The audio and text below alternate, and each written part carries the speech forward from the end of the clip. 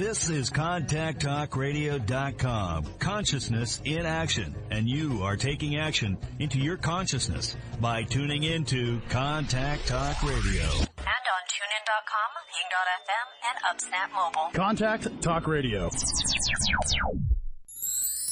Welcome to Transformations with Tara Sutphin. Tara Sutphin is the author of Blame It on Your Past Lives, Soul Agreements, and The Abenda Chronicles.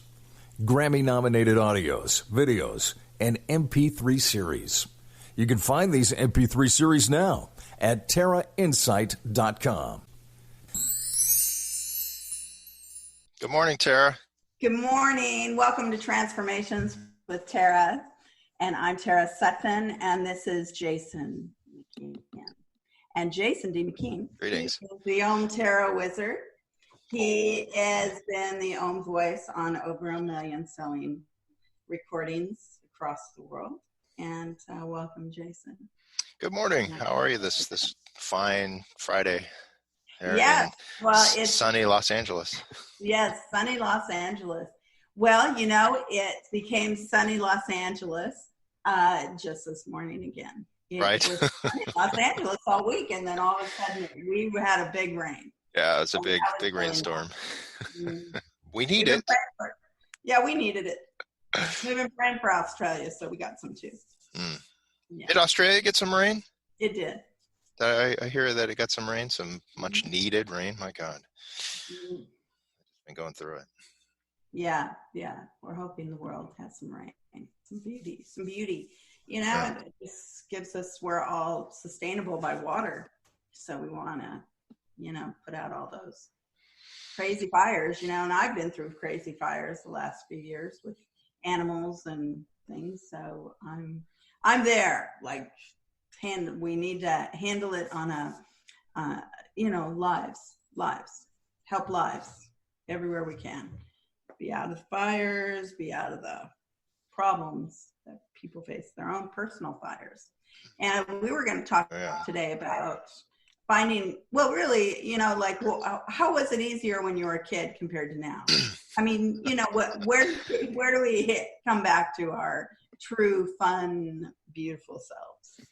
My beard was a lot shorter when I was a kid, but I still had one, because I had to glue it on, but I still had them. Yeah, Jason, is my brother. It is so interesting to have watched you, when you were little, put on the beard. Like, you were always meant to have a beard. The beard is alive. Whenever I touch it, he acts like he's going to.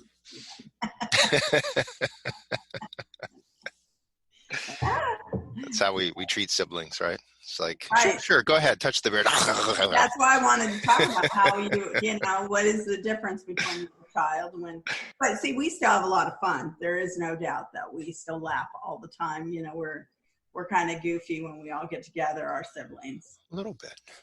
Mm-hmm. There's real things haven't been happening. Boy, they have. There's a card in the tarot that comes up, which is the Six of Cups. Mm-hmm. And a lot of times in various decks, it's depicted as two kids, and it's a card of the past and all. But in the Wizard's Tarot, there is the two children, and they're in this big yard, and they're playing, and it reminds me that when we are kids and when we're at play, it's like the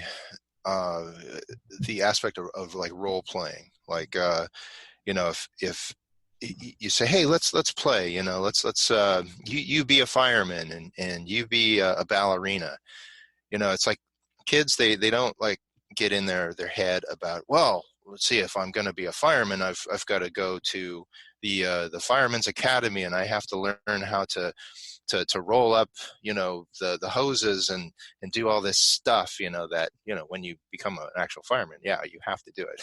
But as a kid, it's like you maybe you'll have like a little plastic hat, and you grab the garden hose, and then it's like, okay, I'm a fireman.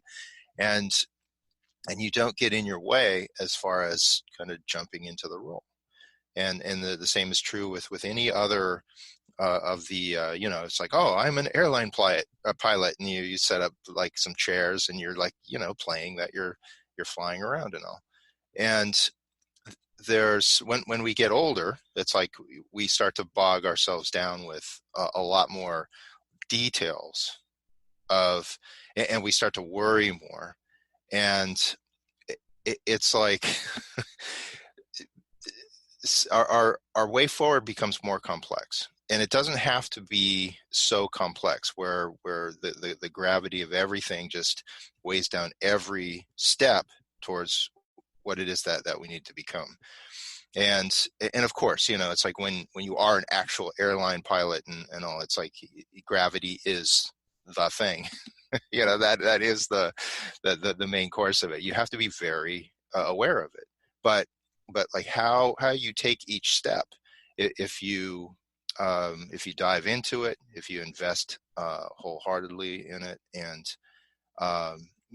things, they become less complicated. Your path becomes less complicated. But when you worry about, well, I got to do this, I got to do that, and it's like that's when it starts to really slow down. You bog yourself down, and you start to get more in here than more with that heart energy that will that's the thing that lifts us, that buoys us, that makes sure that we get to our goals, or we cross the finish line, and not getting so much in our heads. So I think that aspect comes up a lot in just modern life, because there's so many details, and we're expected to be a master of so many realms in our life that we just get too much in our heads about it, and lose that innocence. Did I lose your sound? I'm not hearing you. Okay. Yeah, I'm hearing you now. Tara is You on are? hold. Okay.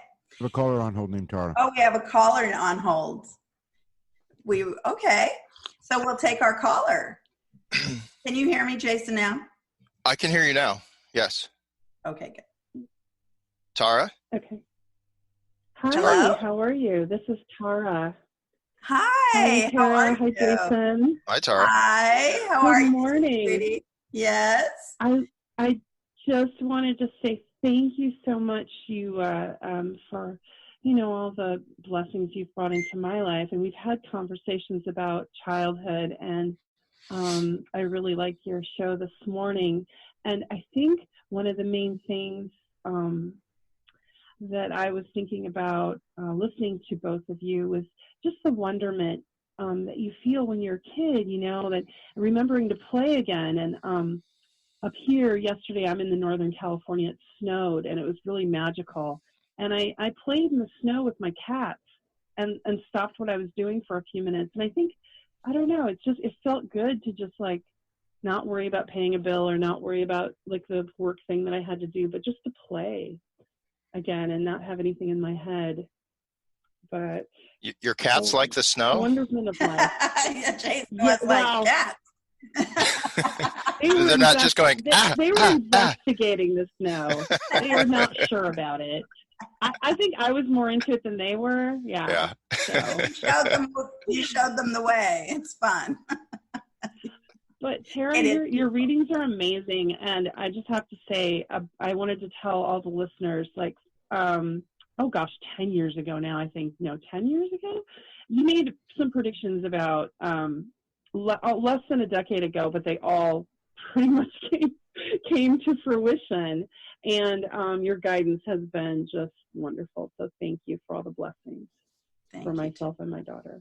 Thank you, sweetie. I know, it's so highly recommend. Yeah, your daughter is amazing too. Oh my gosh, we're so lucky in life, aren't we? Oh yeah, Michaela and your beautiful horse, and that was such a story, Yeah, how you saved him.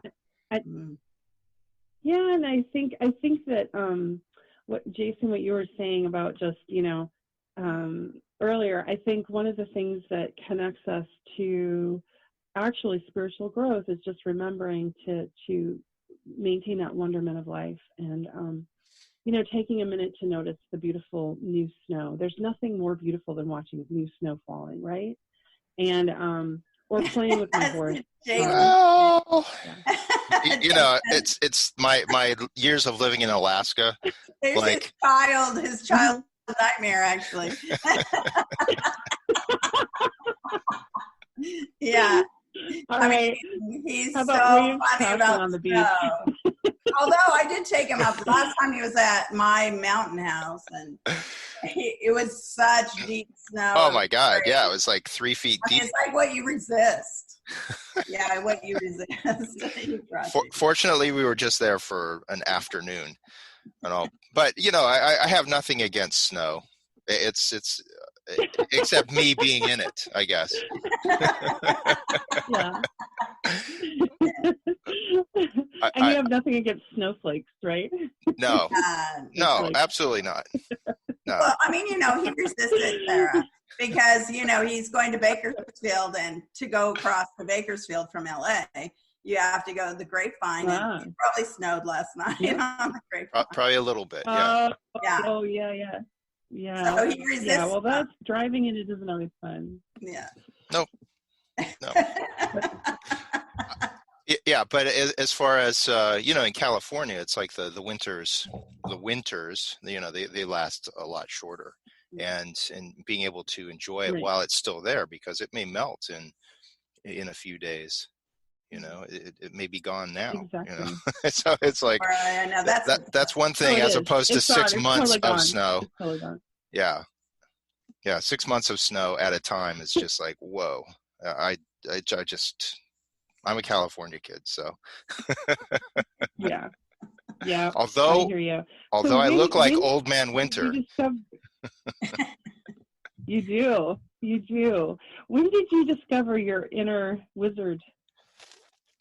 How old were you when you discovered that part of yourself? Wow. He was what a putting great question. eyelash adhesive in yarn when he was a kid. Well, as far as when I was like putting gluing beards to my face when I was a kid, but as far as that permission that one gives himself to be like ultimately just a creative, and that was very young. I've always been someone who's very creative, and gave myself permission to put myself out there in the world. I was in bands.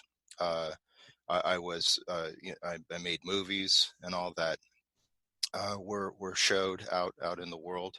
The music was a big part of it. I was a painter, an artist, and so I was like activating that inner wizard for many years. But it wasn't until like just more in my late 40s and 50s that I've just kind of come out of the closet as far as like the wizard.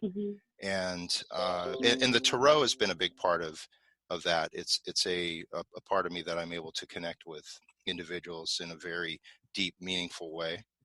And now it's extended into workshops in the form of either past life regression or the tarot workshops, and it's just expanding. It's just keeps on growing. I keep meeting new people. The experiences are taking me further and further out into the world, and but it starts with that inner idea of just giving yourself that permission to be who you need to be in the world, and let it grow, let it evolve, let it you don't have to be the set thing right at the onset of it. Just let it keep growing. Does that answer your question? It's a long answer. No, that was a really good thorough answer. I was really curious about that because you definitely have that energy, and I was interested in your tarot work and all of that, and the development of your gifts.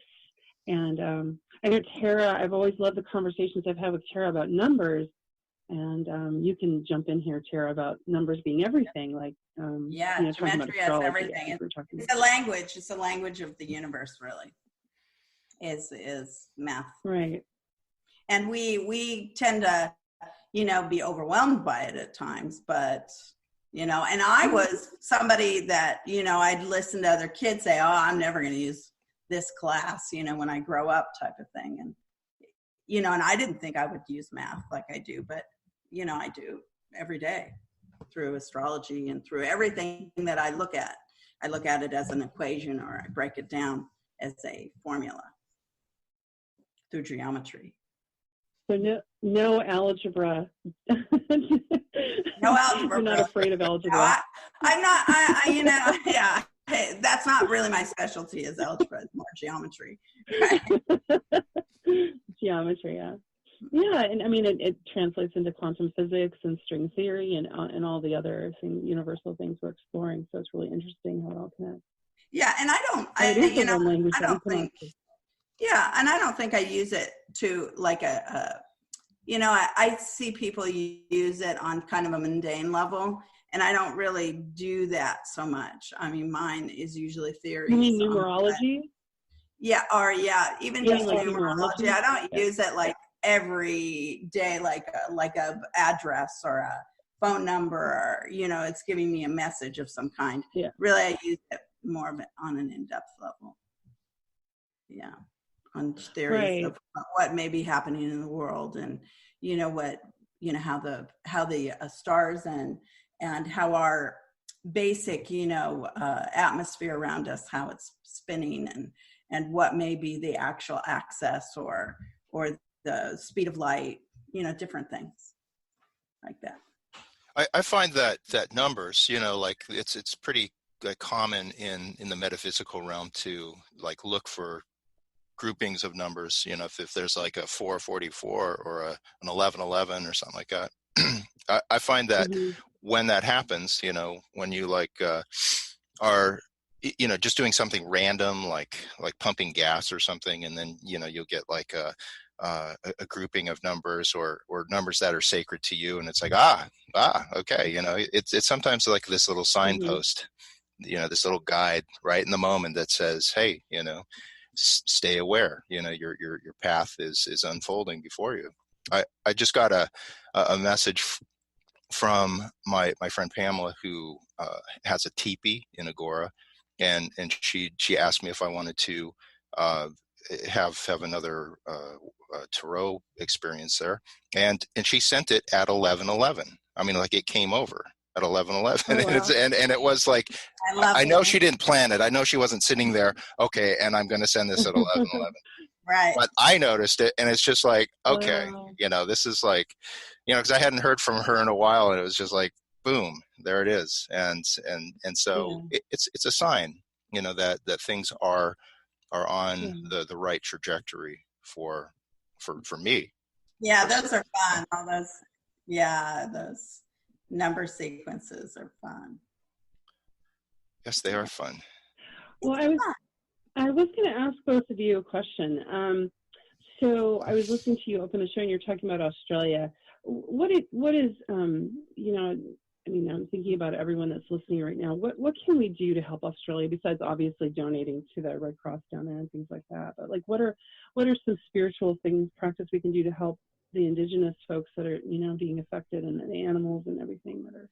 Well, indigenous people, even in Brazil, are probably hurt by their fires, and we don't know what animals are being, swept into, extinction, or what plants or anything, because I'm connected to, Mark Plotkin of the Amazon Conservation Team. And, it's been terrible, the whole thing over there as well. And so, the thing is just, we have to just try our best when we're stepping into, when we do see something that we give, because, we never know when it's going to be us. And, it's been us, I've been there. I know that many people have been there. I know you've been there. Yeah. I mean, we have to be, we have to help others just as we expect others to help us in that moment. Those moments are very meaningful. So, so if you see something and you feel compelled, then you do. But you don't, it's we can't give so much time because, we're not there. But it's, so, and you don't have to have a lot of money to make a difference. It can be $5 here and $5 No, there. no. No, I mean, even our $5 stretches there. So. Yeah, and we can pray for rain too. Yeah, we can pray for rain. As far as like, in our meditations, we can, use the power of intention and all to help ease the suffering over there. There is power in that. America has stepped in. They did send a lot of firefighters, which I'm so happy they did because, they don't have any of that in place. I mean, they don't usually have to have anything in place. But, I've been down there when they've had a lot of fires. But it hasn't been like it is now. Yeah. Oh, yeah. Right. I would tease one of my friends who's an amazing pilot. I would tell him that, oh, yeah, I'll let you know when you need to come rescue us. Because of the fire? Fires in Australia when I've been there. Yeah. Wow. Yeah. Wow. So I live in an area because I'm in Northern California where we have fires. I'm a couple hours from the big fire that just happened. And what I did, because I didn't have a ton of resources at the time, I just gathered a bunch of pet food, and then I helped with the equine rescue, and then got pet food to places, and that's great. Coordinated some equine and did some internet, and that's what we can do. We just step in the moment. We just do what we can, and luckily it didn't hit right where my horse was, but I know you went through that with Lyrica and your horse. It was well, and then we moved like quite a ways away, and from where they were and where they were hurt, where really Lyrica was badly injured. Yeah. And so we now lived, but we evacuated in October again. We had to evacuate. So, but my horses, thank God I was home because, a lot of times I'm traveling with my, a lot of solo clients and stuff that I traveled with. And so I was home. And so, the girls, I just said, I'll take care of it. We're going to get all these other horses out too. Let's go. So they trust me. Good for you. Yeah. I point to the trailer and they're in, they're on it. So. Oh, good. Can I ask you a question, Tara? Yeah, absolutely. Can I ask you a question? Put you on the spot? No. Yes. As far as, and thank you for calling in today. This is great. As far as how are you activating your best potential out in the world? I was actually talking to Tara about that. And it's ebbed and flowed. When I was a child, because back to your theme about childhood, all I wanted to do was act on the stage and be an actress, and not necessarily like in movies, although that was part of. I wanted to be in stage. I was really into Shakespeare and classical theater, and so I did that for a time, and then I went and worked in Washington D.C. and I worked for Congressman Leon Panetta, who was then a congressman. Then he went on to be the director of the CIA. And then I went on to work for Senator Joe Biden, and I had a very bad experience working for Joe Biden. And so I left that, and then I did victim advocacy for a long time. And I was in a marriage that I survived domestic violence, my daughter and I did. And I processed that by then helping other survivors of violent crime and working in that field, so as an advocate. And but this creative part of me was always just kind of spinning out there going, hey, pay attention to me. I want to do something creative. I want to write poetry. I want to be back on the stage. I want to do this. So and I felt like part of me was just not activated is the only way I can word it. I just wasn't finding wonder and finding life meaningful without that creative piece. So I've started writing, and so now I'm writing again and published some essays on Medium, and you can find me at Alexandra Tara Reed, R-E-A-D-E. Reed is my maiden name. I go by McCabe right now too, but and I really I started writing a novel, and how it started was it was about a childhood friend that died, who was Russian. And I have this connection with her, Anya, and this deep connection. And I woke up in the middle of the night and started writing the book. I wrote like 3 chapters of it, and it's about Russian and American friendship. And I really, all the toxic stuff that's happening in the media right now, and anti-Russia and anti, other countries, just, it just hurt my heart and hurt my soul. And I thought, well, storytellers, when you tell stories about friendship and love and food and connection, because I talk in the book about pierogies and pastries that I ate from Anya's mom, and yes, and delicious. Yeah, and those kinds of things reconnect us, I think. So how I'm trying to activate is I'm moving into the writing world more than the performance world, and I might. Tara and I were talking about maybe I'll write a play at some point, but I think, so that's what I'm doing to try to get back in the world and not be invisible. Not be invisible. That's the key right there. Right. Yes. Yeah, to feel like you're making a difference. Yeah, you can't hide and expect to be seen. You have to actually be right. Seen. And, for those writers out there, medium.com is a great kind of platform, and you connect with other writers. But it's also, there are readers that have contacted me personally and said, hey, I've been through this or that, and asked for guidance. And so you really do have an impact. I mean, because I talk about ways that I problem solved through some of the things that happened to me. And, I think that's important is not just sort of releasing whatever it is through writing, but also helping and drawing in energy, drawing in positive energy. That makes sense. Right, and how to solve things. Because the bottom line is how do we solve? We have to get along with our basic neighbor. Like where are we solving our lives in every aspect? Right. Like what happened to me in Joe Biden's office, the sexual harassment in the workplace happened at a time when nobody talked about that. I reported it to 2 supervisors. It went to Senate personnel.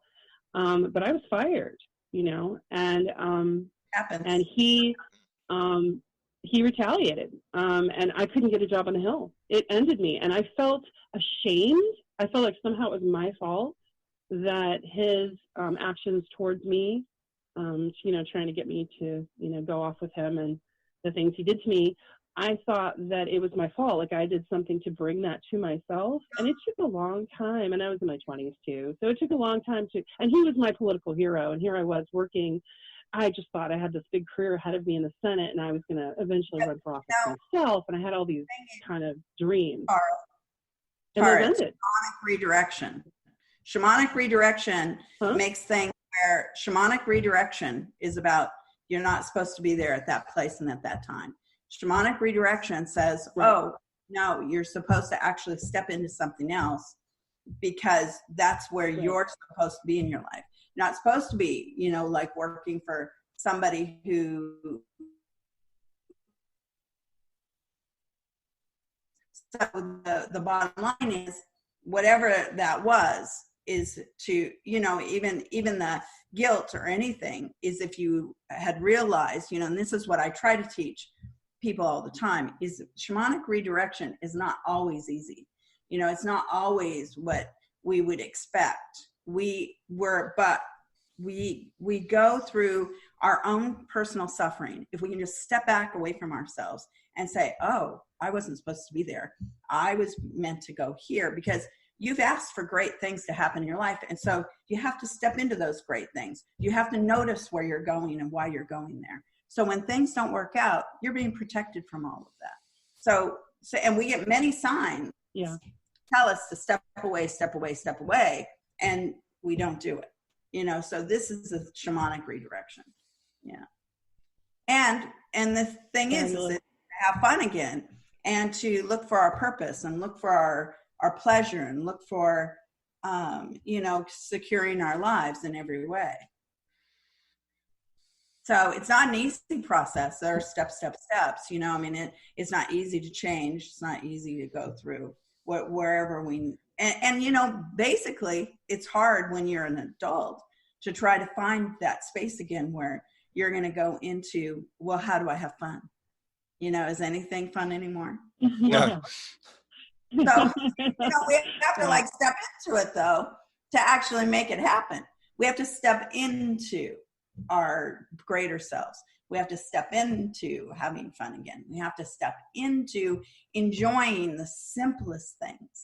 Simple. The trees who give us energy, anything around us that we think are we're not noticing anymore. Allow yourself to not be invisible. Anyway. Yes, thank you. That's so much wisdom. Thank you. Jason, what are your thoughts on that? Yeah. What do you think? Hey, if you need to enjoy the snow, you can. If it snows and it's this winter wonderland for a morning, go out and enjoy it. Throw some snowballs. Build a little snowman. You just won't be there. No, I'm gonna definitely I'm just gonna hang out and I'm just gonna sit by the fire or something. No, I've gone out and I've seen snow since I've lived in Alaska. I haven't been back to Alaska in 30 some odd years, 34 years now, I think. Mm. And wow. it made such a wonderful impact. No, it's just I feel that if I go there, I'm going to get trapped, and it's like no, it's just I'm meant for other things now, and not to put it down. Everyone who's there, they love it. That's cool. That's beautiful. I'm happy with that, and I'm happy being here. But as far as the absolutely, it's like your life, how it will unfold. Usually events they crack us open, just like the fires. Since we've been talking about that, it's like there can be these seeds that are dormant underneath the surface of the land there, and when the fire comes over it can activate those seeds to sprout up new growth. And our lives are very much like that too. It's like when we have these traumas that occur, it's like it cracks us open to see these parts of ourself that we weren't activating already, that we weren't engaging, and it can be the most difficult part of it, because it's a very, very personal. It's very, we're hyper aware of it, but it also allows for this expansion of ourselves so that we can take on kind of bigger things in life than what we were just moving towards. I feel that happened to me because we're talking about kind of like embracing the inner wizard and all. It's like without like these experiences that make you kind of see where your potential is not, it doesn't just remain like a potential, but you have to step into it, like Tara was saying. You have to activate it and put it out into the world to start to see yourself as these things, to identify them, to own your own power, rather than it just being, potential is just something that lays dormant. It's there, I can do great things, but it lays dormant. It's just potential. When you start to build upon it and to move it out into the world, to express it, that's when we're putting the rubber to the road, and where it's starting to change other people's lives too.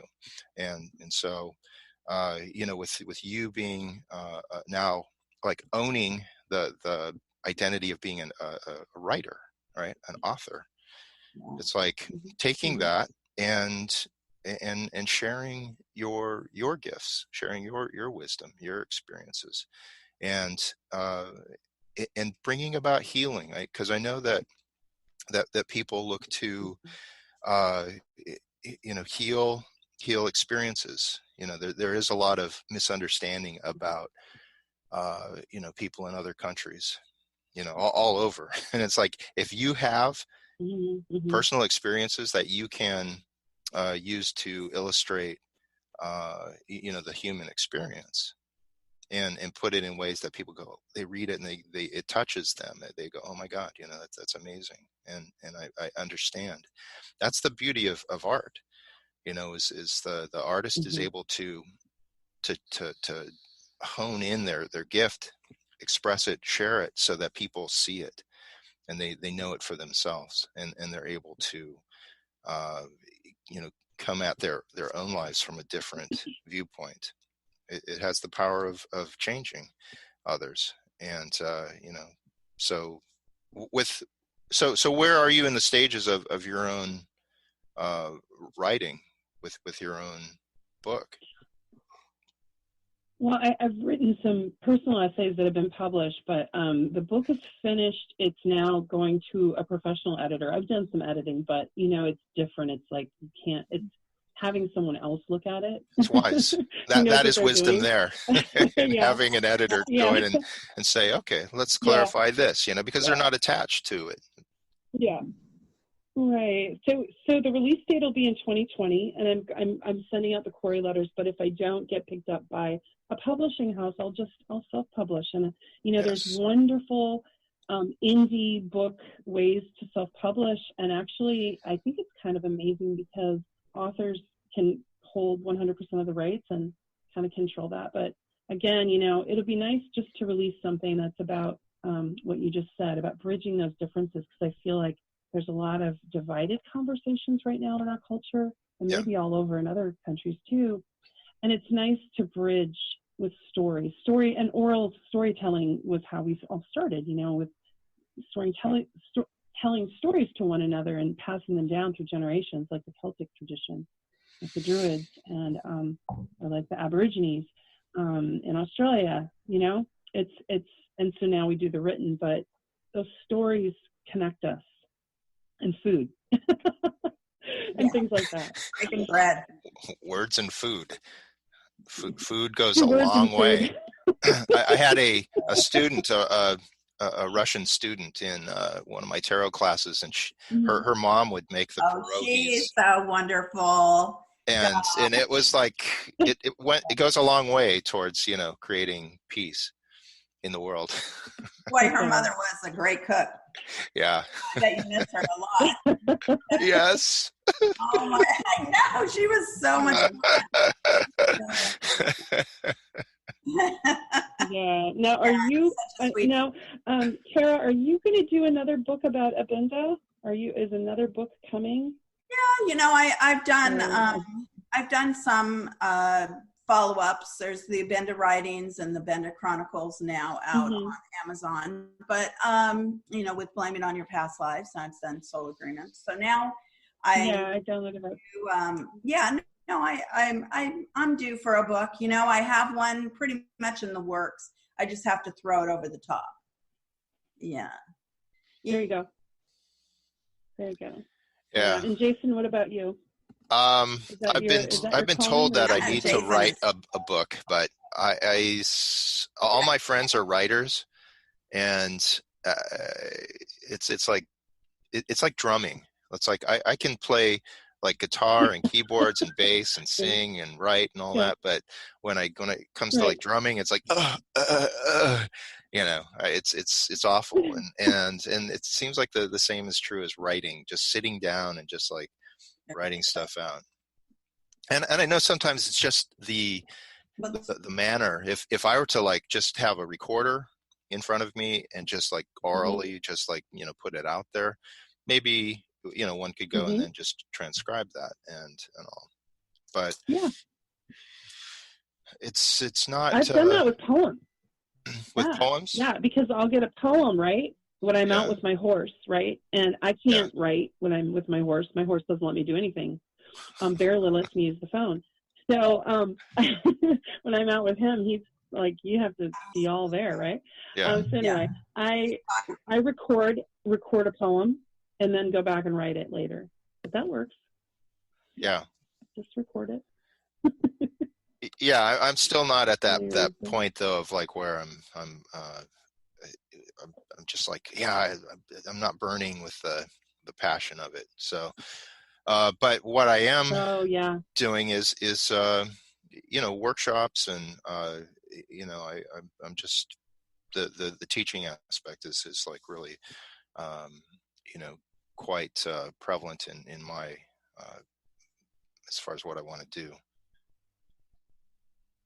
There's Well, a Jason's wonderful been author named Elizabeth Gilbert who talked about her writing, how she started writing with made a contract with herself, with her writing self, that, hey, look, I'm not going to make a living right now at this. This isn't about this. This is about the writing. So I'm making a contract that I'm going to take care of you and protect you and bring the food in and get the housing done, but you're going to be here. And so she described her writing, and she went on, of course, she's had national bestsellers, but she went on to say that it was like when she would go to her writing table, it was like a clandestine affair or a lover. And it was like that. So when it feels like that, when it feels that because that's how I feel about my novel, it's like every time I sit down for my daily work or whatever I'm doing, it's like this treat. It's like this thing I get to do, and it feels magical. Then that's right? Shamanic redirection. Shamanic redirection. Yes. Yeah. Well, we have a big shamanic seminar coming up in Sedona. Jason is a part of, and it is March 13th, 14th, and 15th. We have also Swill Canum and Walter Soaring Eagle, and it's going to be quite nice. Oh, wow. We represent the four corners, north, east, south, and west, and it's all about that redirection. Where do we step next? Where anybody wants their blocks released, we all like come together as a council and a group, and we work on letting it all come together and releasing what we need to, so everybody can kind of just get back on track. So it's going to be fun. It's going to be really nice. Beautiful. That sounds amazing. That sounds amazing. Yeah, in Sedona. Okay, and, how can we find details? Like how can we find details about them? Yeah, where are the details? I've seen them on Facebook there, but you have them on your site, Tara? The details are, it's going to be March 13th, 14th, and 15th in Sedona. We don't want people coming just to the venue. You have to register beforehand. Mm-hmm. And so, because we want to keep the count, just right. And it's $6.95 to come for the 3 days. It's not about staying there, or, you have to find your own venue you have to find your own accommodations to stay and to eat. But, it's going to be great. It's just going to be a really amazing group. Yeah. Already they're flying, they're coming from all over the world already, who's registering. So it's going to be great. Wonderful. That sounds wonderful. Well, thank you for having me join your conversation for a few minutes. I really, Tara, it's so great. Love for both of you. Yeah, it's so great, Tara. Yeah. Thank you so much. And you guys have a beautiful morning. And I'm going to go. You go play in the beach, Jason, and I'll play in the snow. And thank you. Thank you. Yeah. We'll find our childhood bliss again. But thank you. See some of my clients who just flew into town. Yeah, amazing client I have, friend. She's come in. She had only one charter school. Now she has 4. Yeah, since we've been working. Wow. Yeah. Beautiful. Well, thank you, Tara. Are you Tara or Tara? Thank you. I'm Tara. Yeah. You are Tara. Okay. So, all right. Mm-hmm. Yeah. Okay. Love Tara, you. Thank you again for everything. Blessings to you. All right. Bye. Bye, Jason. Bye, Tara. Sweet. Talking about, like you were talking about art and stuff, this is one of William's pieces behind me. He wrote it with he was listening to Tool, and all the Tool band has seen this painting. They love it. Yeah. And so this is, I don't know what song, I think it's written on the back what song it was. I see. I see. So it's inspired by a Tool song. It is inspired by a Tool song. Beautiful. Mm-hmm. Beautiful. Yeah, fun art. No, my kids, you never know what's going to inspire a child. I took Cheyenne to Murano when she was 6, Italy. We were staying in Venice, and they, the front desk said, let's go on the boat, you can go on the boat. And it was a rainy day, and oh gosh, my husband at the time was just so negative and didn't want to go, and complained the whole time there, complained the whole time back. But Cheyenne was enchanted. And, they did the little animals in front of them, as far as creating them with the fire and as far as the glass, it was a glass blowing place. Yeah, glass blowing. And it was, it's all about glass blowing. And the chandeliers and all the vases and everything, that's, Venetian glass. And so she just loved it. And, she's a glass blower now. And so it was just, you just never know what's going to inspire. Yeah. Never know. Yeah. And then William and I, we were laughing because I had the, and I didn't take a picture of them this year, but I should have. Their life-size dolls that we made. And when he was a child, and, we always did art projects. I've done art projects with all the kids in the family. Every Christmas I would always do a fun art project. And so that year was making these life-size dolls. I got sweatshirts and buttons, and we were sewing up, tights on them and making elf shoes out of, bells and different, and socks, Christmas socks. And, we just went to town. And then the faces are nylons, and with embroidery thread, we made the faces, and they're hilarious because, it's the kids doing them. So, they're really these funny, cute dolls. And so, everybody always talks about them whenever they come in. But, Willie's this great, incredible artist. I mean, just an incredible artist. He does all that metal with sailing thread, and, he's done, big, huge paintings. This is very huge, actually, behind me. But, he's in quite the artiste. Yeah, he is an amazing artist. Inspire somebody. Yeah. That's the thing about inspiration too. It's like it can be something that's, an artist can just see something and then just want to capture it in maybe another form. It's like if they're hearing music, and I used to paint a lot to music. I would just have a wide range of music that was playing while I would airbrush or paint with acrylic. And yeah, it does influence, but it also helps just kind of keep the time just kind of going. Just where you're just in it anyway when you're painting and all. You're just totally into it. But it's a lot of fun. I haven't done it for years too. But really for me, it's just taking time to pet the dogs, pet the horses, do stuff, just find the joyful moments with the animals. Find the joyful moments in breaking bread or having a cup of tea with friends. Those are my family. I'm easily entertained. And I feel that's part of the real secret ingredient to living a really authentic life and an easy life is to love simple things and to enjoy simple things. Right. The simplest. I agree that the simple things, if one is not able to enjoy simple things, it's like, how do you enjoy things that are more complex?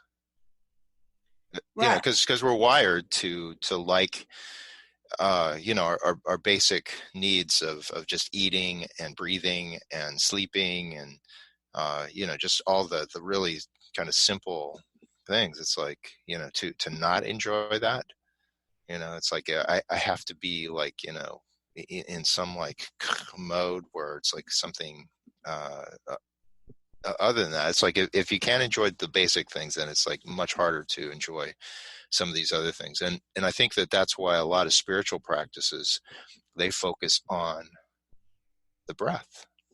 They focus on just a simple, necessary thing that allows you to calm down, to center, to open yourself up to a place of awareness within your basic self.